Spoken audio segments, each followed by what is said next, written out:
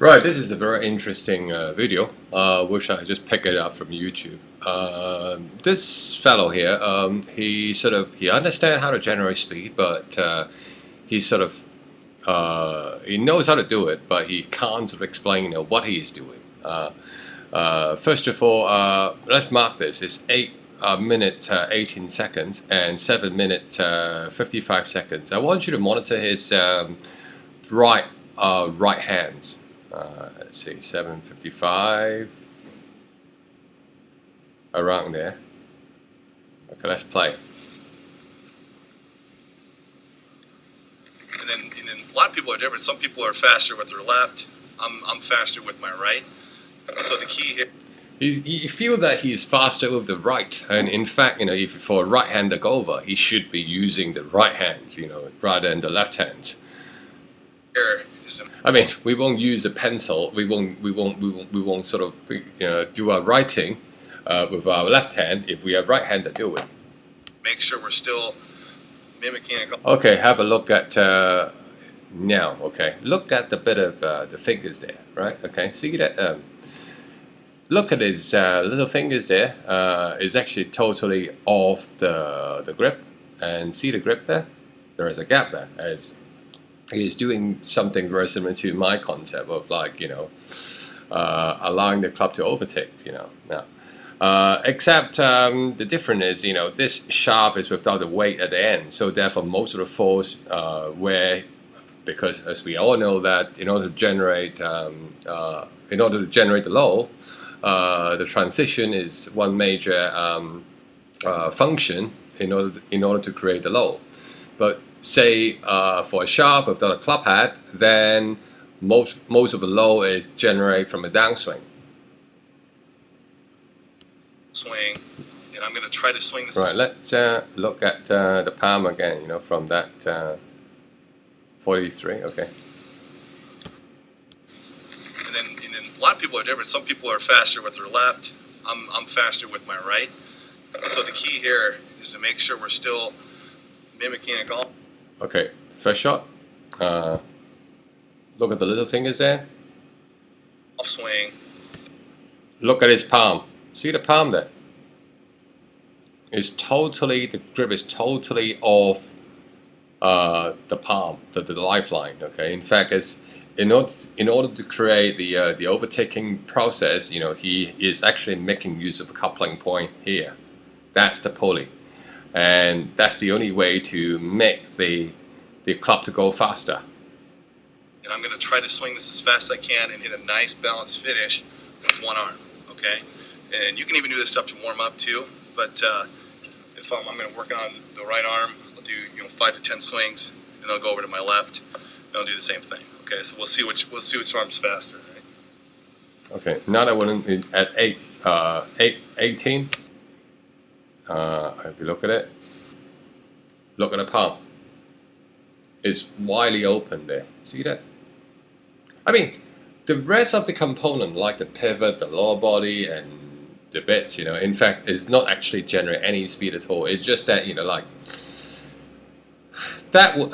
that would assist by doing all that motion there at the lower body, the upper body, is to basically is to provide a function of weight shift, because of the weight shift, the club swings, and at the top he's making use of coupling. But look at that, it's quite obvious there, isn't it? Well, if you look at what he said, that's 193. My right arm. I can get this up to probably 220. Now, how accurate that is, I don't know. But like I said, it's all about using the same form of measurement. So I'm going to do another one. Look at the bit there. It's very natural in opening the palm. Not there. My right arm. I can get this up to probably 220. Look at the palm. It's very obvious. Now, how accurate that is, I don't know. But like I said, it's all about using the same form of measurement. So I'm going to do another one.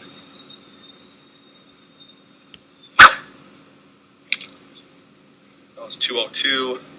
So then I would do anywhere from maybe 10 to 15 swings with my right, and I'll come back and do my left arm. Okay, so this one won't be as fast. I can get it up there, but I'll try. You said using a left arm is won't be as fast. I mean, you can again is you can swing the you can sort of swing the club with the left arm as fast as the right arm. The only thing is, one is you got to make use of a coupling point. Two is it's harder because he's a right-hander, he's not a left-hander. So I mean, like even if you're using a pencil, we try to no matter how good you are, if you're a right-hander, using a left hand to write to do your writing is always harder because it's not as efficient because the left side of the brain is you have more control of the actual writing motion, because if you're a right-hander, you use our right hand. As simple as that. Have a look at the following.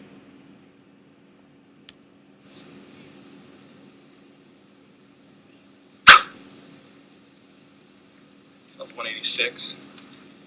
Wasn't too bad. So now I do the same thing, and I would do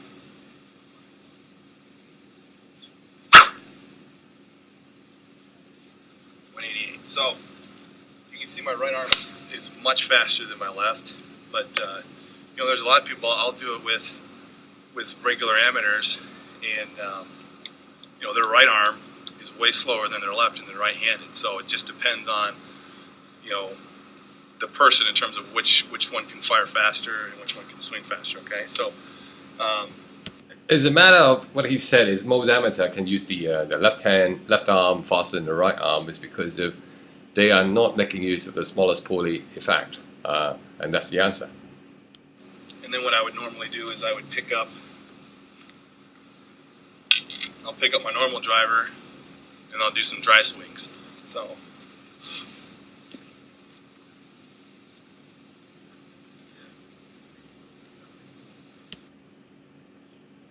Oh, I can't see his arm. I can't see his hand there. So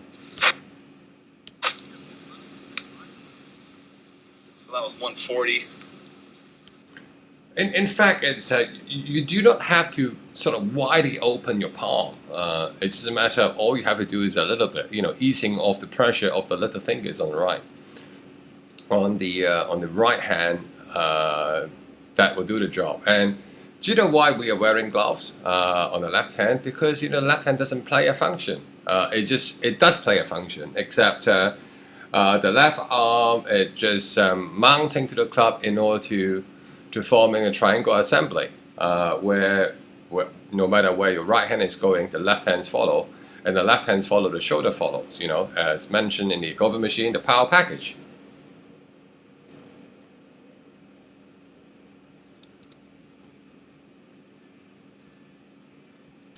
So in order to summarize, this analysis is the most important part, of the swing is be able to generate speed. It's not a matter of how to use a pivot because the pivot doesn't give you any speed. The pivot will help you to obtain speed indirectly because you still need your weight shift, in order to trigger the kinematic sequence. Let's move back to the beginning of the video. So at the beginning of the video, he's using both hands and he's getting less speed because, again, it's by gripping the club so tight, in a sense of tightness. It's not sort of, you don't grip the club tight, but you've got to be able to leave that little gap, as I mentioned, between the palm and the club at the top. Not at the top, at the beginning of the overtaking process. And people always having problem in obtaining speed by two hands because they are not sort of allowing the palm to open during the overtaking process. Therefore, when people are swinging with two hands, then they always get less speed. But again, we cannot swing the golf club one hand because we need the structure in order to maintain to withstand with all them high speed. I mean, it's force. One hand is not adequate. You need a structure to process that kind of speed. There is a bit he mentioned about the pivot, you know. Pick out my target.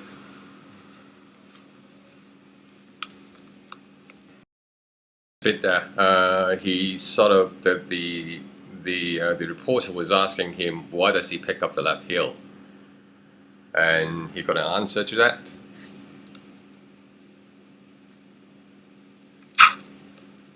Yeah, I also see you pick up your left heel, Jim. Would you suggest that if you're trying to hit as far as you can?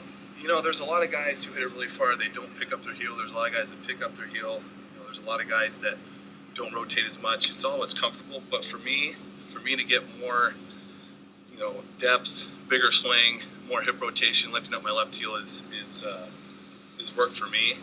You know, making sure I'm still rotating as it comes up. We're not just lifting it up like that. I'm still rotating off. I do kind of struggle with that. I tend to kind of just come up here instead of rotating in. But for me, it helps with my sequencing a little bit.